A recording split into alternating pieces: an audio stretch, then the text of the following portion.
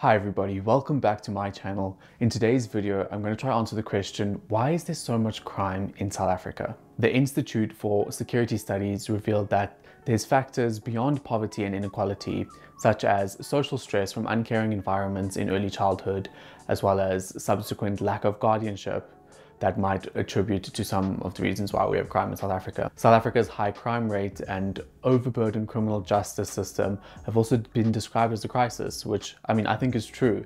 It would require a radical rethink of crime and punishment in young people.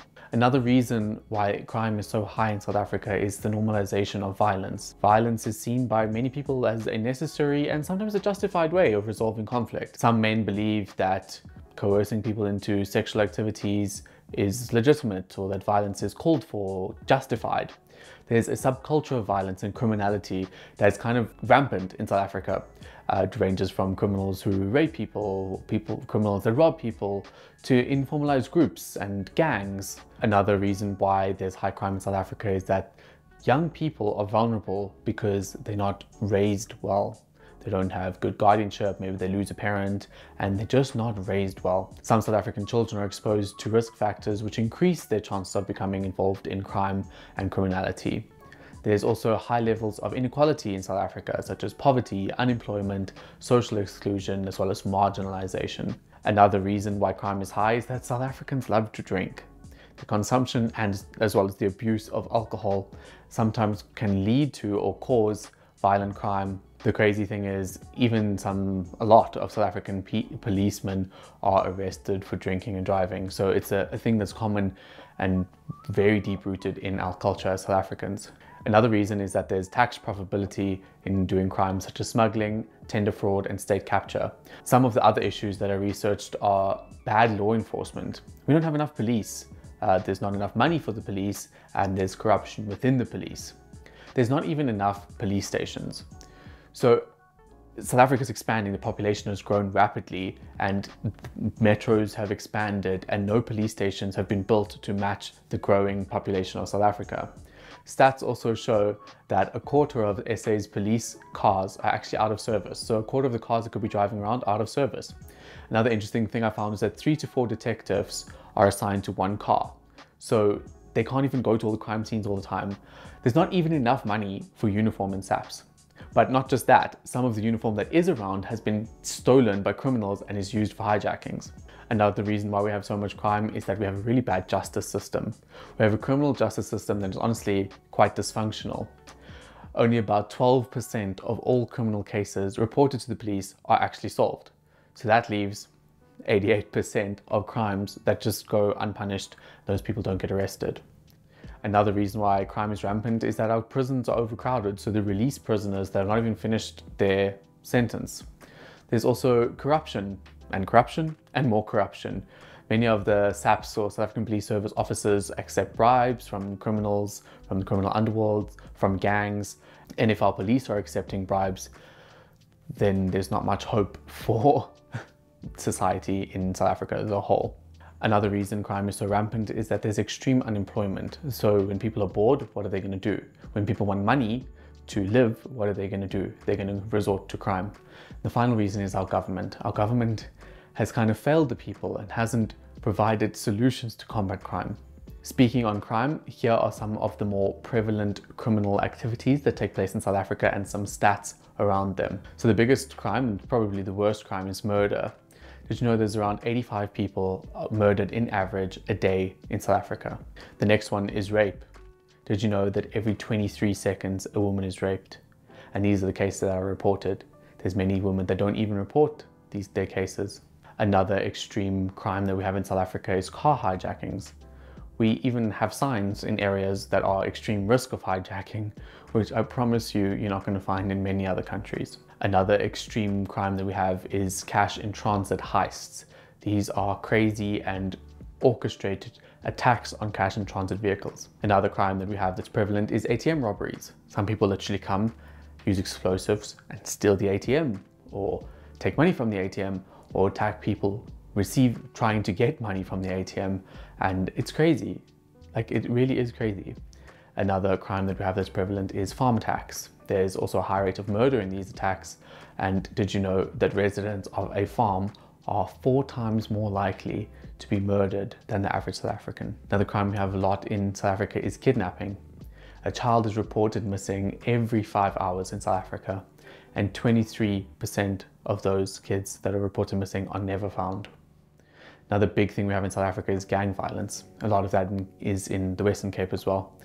This is heightened by drug use and illegal firearms, and it's really bad, it's violent. We also have financial and property crimes such as bank and credit card fraud or building hijackings. Did you know in Johannesburg, there's hundreds of buildings that are taken over by syndicates that come and collect rent from people that can't really afford it, people that are immigrants or the homeless, and these places then become dens for drug use and additional other criminal activities.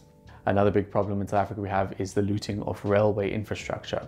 In 2021, the Brenthurst report found that 2/3 of the overhead cables that covered more than 3,000 kilometers of track had been stolen. And honestly, the rail work network in South Africa is on the verge of total collapse because of theft. Another crime that is quite prevalent at the moment is illegal mining. And this is mostly in Gauteng, Mpumalanga, Limpopo, Northwest and Free State. And honestly, it shows an upward trend and is also related to other organized crime and money laundering. Because there's so many disused or inactive mines, they attract illegal miners who are often known as zamazamas, and they just go into these mines, very unsafe conditions, trying to find whatever they can and take it, sell it, etc. There's an estimated 30,000 illegal miners, and they're organized by 200 criminal syndicates. The other prevalent area of crime in South Africa is housebreakings, or like breaking into people's homes. Did you know that 2.3 million households had experienced a housebreaking within the last 5 years? That's a big percentage of South African houses, and that's just the ones that have been reported.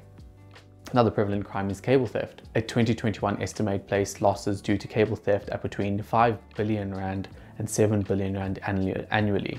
People just stealing cables. Load shedding also doesn't help that.